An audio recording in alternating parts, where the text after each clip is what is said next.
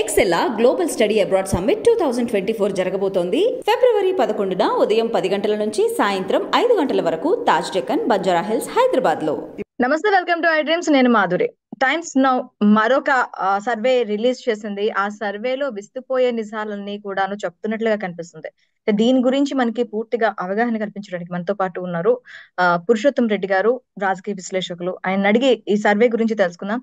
Sir నమస్తే. Sir, times now వాళ్ళు ఈ రోజు ఒక సర్వేని రిలీజ్ చేయడం జరిగింది. అది కంప్లీట్ గా ఎంపీ స్థానాలు ఆంధ్రప్రదేశ్ లో ఎలా ఉండబోతున్నాయి అనే దాని మీద కంప్లీట్ గా ఒక సర్వే అయితే రిలీజ్ చేయడం జరిగింది. దీంట్లో 19 వరకు వైఎస్ఆర్సీపీకి వస్తాయని చెప్పి, మిగిలిన 6 జనసేన అండ్ టీడీపీ పొత్తుల్లో వచ్చే అంశంలో మిగతా 6 వచ్చే ఛాన్సెస్ ఉన్నాయి అంటున్నారు. దీని గురించి ఏమంటారు? అసలు ఈ సర్వేస్ అన్నిటిని ఎంతవరకు నమ్మచ్చు అంటారు సార్? సర్వే ఫలితాలు ఎలా ఉన్నా, సర్వే చేసిన పద్ధతి, వాళ్ళు చెప్పినటువంటి రిమార్క్స్ అనేది కొంత ఎన్నికలను ప్రభావితం చేసే అవకాశం ఉంటుంది. ఎన్నికల్లో ఏ మేరకు ఉంటాయో అసెస్ చేయడానికి అవకాశం ఉంటుంది. ఎన్నికల సమయం దగ్గర పడుతుంది కాబట్టి సహజంగా ప్రజలు కూడా కొంత చెప్పడానికి ప్రయత్నిస్తారు.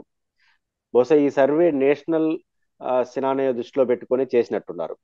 ఎందుకంటే దేశవ్యాప్తంగా వాళ్ళు రాష్ట్రాల అసెంబ్లీలు కాకుండా పార్లమెంట్ నే తీసుకున్నారు కాబట్టి పార్లమెంట్ లో వివిధ రాష్ట్రాల అంచనాలు వేశారు. ఇప్పుడు ఆంధ్రప్రదేశ్ అంచనా వాళ్ళ ప్రకారం 2 రకాలు ఉన్నాయి. ఒకటి సీట్లు 19 దాకా చెప్పారు. ఓట్లు పర్సంటేజ్ చెప్పలేదు, కానీ మంత్రి గారి ఓట్ల పర్సంటేజ్ కూడా చెప్పారు సార్. వైఎస్ఆర్సీపీకి 47, టీడీపీ జనసేనకి 44, బీజేపీకి 2, కాంగ్రెస్ కి 1% ఉన్నట్టు మనకి సర్వే రిపోర్ట్ లో వచ్చింది. టైమ్స్ నౌ లో చెప్పిన ఇంకొక ఇంపార్టెంట్ ఏంటంటే ముఖ్యమంత్రి గారి పనితీరు పట్ల సాటిస్ఫాక్షన్, డిసాటిస్ఫాక్షన్, పర్వాలేదు అనేది కూడా 3 కోణాలు చూశారు. దీంట్లో 2, ఒకటి సాటిస్ఫాక్షన్ సంబంధించి 38% చూపించారు. పర్వాలేదు అనే వాళ్ళు సంఖ్య చూసుకున్నప్పుడు 68% వస్తుంది. అంటే నెగిటివ్ కాని వాళ్ళు, పాజిటివ్ ఉన్న వాళ్ళు ఈ 60 చిల్లర దాకా వస్తుంది. కానీ ఓట్లుగా వచ్చేసరికి 40-50 చుట్టూ వచ్చింది. అంటే 10% అటు ఇటు కనిపిస్తుంది. కానీ ఉన్నంతలో ఈ సర్వేలో ఒక పాజిటివ్ గా చూడాల్సిన అంశం వైసీపీకి అనుకూలంగా ఉండడంతో పాటు కొంత కన్స్ట్రక్టివ్ గానే ఉంది అనిపిస్తుంది. ఎందుకంటున్నానంటే ఈ రోజు రాష్ట్ర పరిపాలనా పద్ధతులు మారాయి. జగన్మోహన్ రెడ్డి అధికారంకి వచ్చిన తర్వాత ఆయన ఎంచుకున్న ఏ పార్టీ అయినా సానుకూల ప్రతికూల అంశాలు ఎలా ఉంటాయంటే వాళ్ళు ఎంచుకున్న పరిపాలన పద్ధతులు, దాని పట్ల ప్రజల్లో వచ్చిన సాటిస్ఫాక్షన్ లేదా వ్యతిరేకత, దీని చుట్టూనే రాజకీయంగా పోలరైజేషన్ ఉంటుంది. జగన్మోహన్ రెడ్డి అధికారానికి వచ్చిన తర్వాత ఈ 5 ఏళ్ల కాలంలో ప్రధానంగా ఆయన గ్రామ సచివాలయాలు, వాలంటీర్ సిస్టమ్ ద్వారా ప్రభుత్వం నిర్దేశించినటువంటి కార్యక్రమాలు నేరుగా ప్రజలకి డెలివరీ చేయడం, డోర్ డెలివరీ చేయడం కావచ్చు, బ్యాంకింగ్ ద్వారా చేయడం కావచ్చు. దీంట్లో జగన్మోహన్ రెడ్డి గారు ఒక 3-4 అంశాలు, ప్రధానంగా 2 కీలక అంశాలు ఏంటంటే, ఒకటి ఇళ్ల పట్టాలు, 2 సంక్షేమ పథకాలు ప్రజలకి నేరుగా అందించడం. వీటిలో ఎక్కడ కరప్షన్కి అవకాశం లేనటువంటి పద్ధతిని తీసుకొచ్చారు. పార్టీ యంత్రాంగాన్ని కానీ, పార్టీ లీడర్షిప్ని కానీ, చివరికి ఎమ్మెల్యే ఎంపీలు కూడా ఇందులో భాగస్వామ్యం కాకుండా నేరుగా ప్రభుత్వ వ్యవస్థ ఇన్వాల్వ్ అయింది.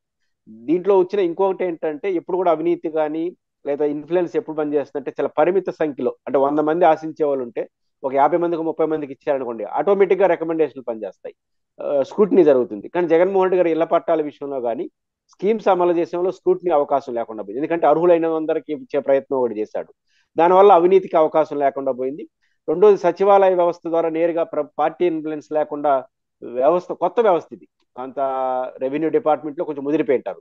కానీ ఇది కొత్త వ్యవస్థ కావడం కూడా ప్రభుత్వం యొక్క లక్ష్యాలు నేరుగా తీసుకెళ్ళడానికి ఉపయోగపడింది.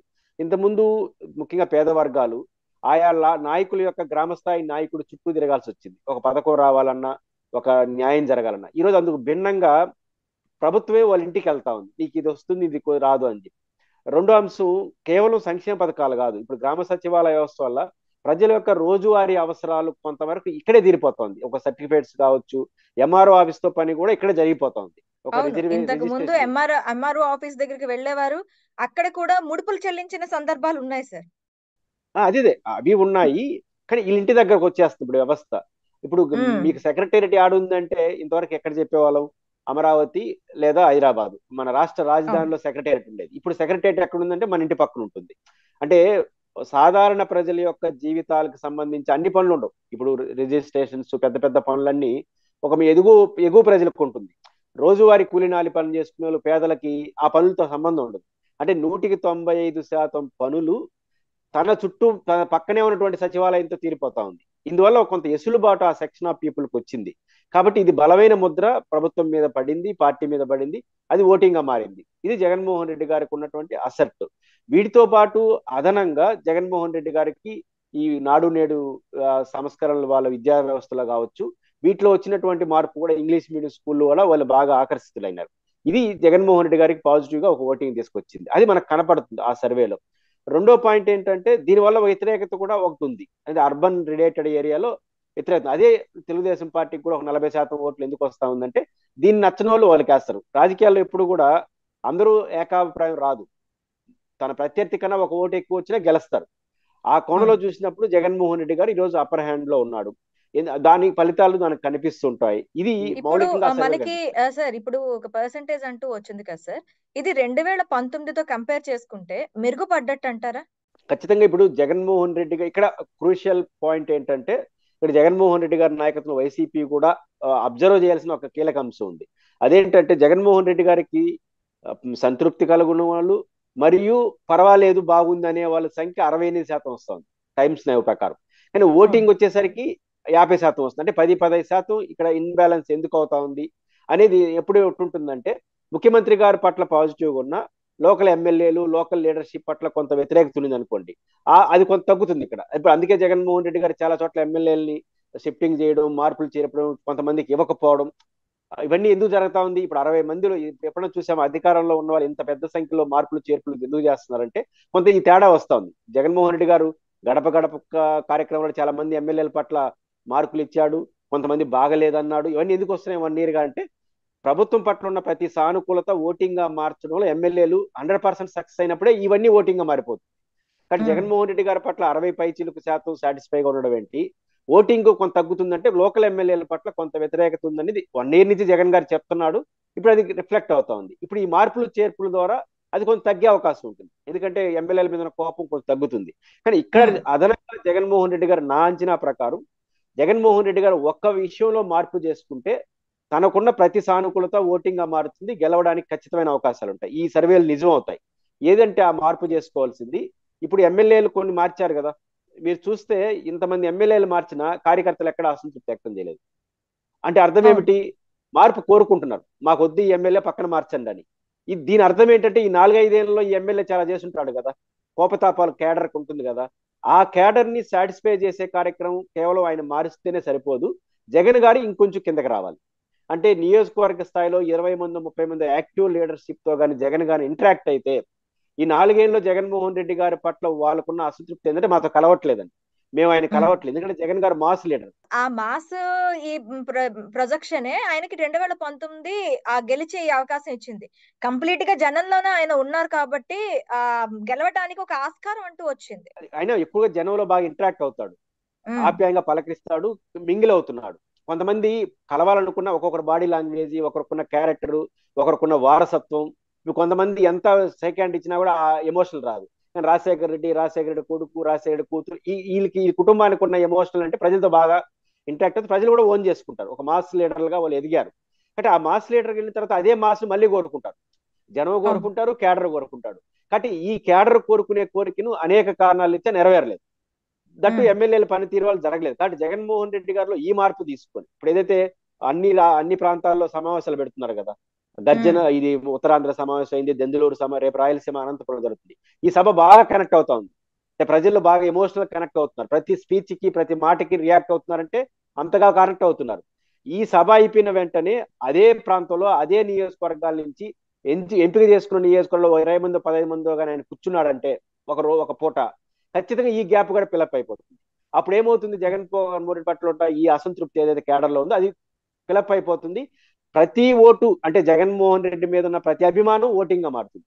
అది మార్చాల్సింది అంటే ఎవరంటే ఇప్పుడు మేజర్ పార్ట్ ఆయన జనంలోకి వెళ్తే ఇప్పుడున్న పాజిటివ్ కి ఇంకా పాజిటివ్ యాడ్ అయ్యే అంశాలు ఎక్కువగా ఉన్నాయంటారు. 2 పాయింట్లు ఉన్నాయి. ఒకటి, ఇప్పుడు ఈ సర్వేలు ఎప్పుడు చేశారు, జనసేన తెలుగుదేశం ఒకటి, వైసీపీ ఒకటి అనే యాంగిల్లో సర్వే చేశారు. ఇప్పుడు జనసేన తెలుగుదేశంతో పాటు బీజేపీ కలవబోతా ఉంది, ఒక పార్టీ యాడ్ అవుతా ఉంది. ఈ పార్టీ యాడ్ అయితే సహజంగా జగన్ గారికి కొంత తగ్గాలి, కానీ రివర్స్ అవుతుంది ఇక్కడ. ఎందుకంటే బీజేపీతో అదనంగా పొత్తు పెట్టుకోవడం వల్ల తెలుగుదేశం కొత్త సమస్యలు తెచ్చుకోబోతా ఉంది. అంటే ఇప్పుడు ఎందుకంటే బీజేపీ పట్ల వ్యతిరేకత, రెండోది గతంలో చంద్రబాబు నాయుడు గారు బీజేపీని ఏమన్నాడు, ఇవన్నీ చర్చకొచ్చేస్తాయి. ఇప్పుడు అదనపు తలనొప్పి తెలుగుదేశంకి అవుతుంది. ఇప్పుడు జగన్ గారికి ఇది అదనపు అడ్వాంటేజ్ అవుతుంది. ఇంతకాలం ఏమన్నారు, జగన్మోహన్ రెడ్డికి బీజేపీకి అమ్ముడు పోయినాడు, బీజేపీ చేతిలో కీలుబొమ్మ ఆపాడు, ఏం అడగలేదు. ఇదే కదా విమర్శ జగన్మోహన్ రెడ్డి మీద ఉంది. ఇప్పుడు ఎవరితో బీజేపీ వాళ్ళు పొత్తు పెట్టుకుంటున్నారు? నిజంగా జగన్మోహన్ రెడ్డి గారు బీజేపీకి అనుకూలం అయితే బీజేపీ వాళ్ళు జగన్తో పొత్తు పెట్టుకోవాలి. పొత్తు పెట్టుకోకుండా తెలుగుదేశంతో పెట్టుకున్నా అంటే జగన్మోహన్ రెడ్డి గారు బీజేపీతో లేడనే మెసేజ్ కూడా వెళ్తుంది. ఇది అదనంగా జగన్ గారికి కలిసి వస్తుంది, ఇది అడ్వాంటేజ్ గా మారుతుంది. కాబట్టి జగన్ గారికి ఇది అడ్వాంటేజ్ అయినప్పుడు ఇది ఇంకోటి ఇంకా పెరగాలి. ఇవి ఎవరు చేయగలరు? ఆటోమేటిక్ గా ప్రజలకు జరగదు. ప్రజలు కేడర్ పోయి చెప్పాలి. ఇప్పుడు జగన్ గారు పదే పదే ఏమంటున్నాడు, నేను అధికారంలో కోల్పోతే వాళ్ళు వస్తే ఈ సచివాలయాలు ఉండవు, వాలంటీర్ల సిస్టమ్ ఉండదు, ఈ సంక్షేమ పథకాలు ఉండవు, ఇవన్నీ చెప్తున్నాడు గట్టిగా. ఇది లబ్ధిదారులకు అర్థమయ్యేట్టుగా చెప్పి జగన్ గారు మళ్ళీ గెలవాలని చెప్పాల్సింది ఎవరు? ఖచ్చితంగా శ్రేణులు. ఆ శ్రేణులకి జగన్మోహన్ రెడ్డి గారు ఒక భరోసా ఇవ్వగలిగితే, ఈ గ్యాప్ ఫిలప్ అయితే, ఈ ఒక్క మార్పు కానీ జగన్ గారు చేసుకుంటే సర్వే రిపోర్ట్ లో వచ్చినట్టుగా ప్రతి అనుకూలత ఓటింగ్ గా మారుతుంది. అది జగన్మోహన్ రెడ్డి గారు గెలవడానికి దోహదపడుతుంది. లేని పక్షంలో కొన్ని ఇబ్బందులు వచ్చే అవకాశం ఉంటుంది. కాబట్టి మా బీజేపీ లాంటి పార్టీలు కలిసిన తర్వాత వాళ్ళు ఓట్లు పెరగకపోయినా మనుషులు పెరుగుతారు, నోర్లు పెరుగుతాయి, తిట్టే సంఖ్య పెరుగుతుంది. కాబట్టి దీన్ని ఎదుర్కోవాలంటే ఈ కేడర్ లో ఉన్నటువంటి నిలిప్తతను పోగొట్టేదానికి ప్రత్యేక కార్యాచరణ జగన్ గారు చేస్తే ఫుల్ఫిల్ అయ్యేదానికి అవకాశం ఉంది. Okay okay sir, thank you very much.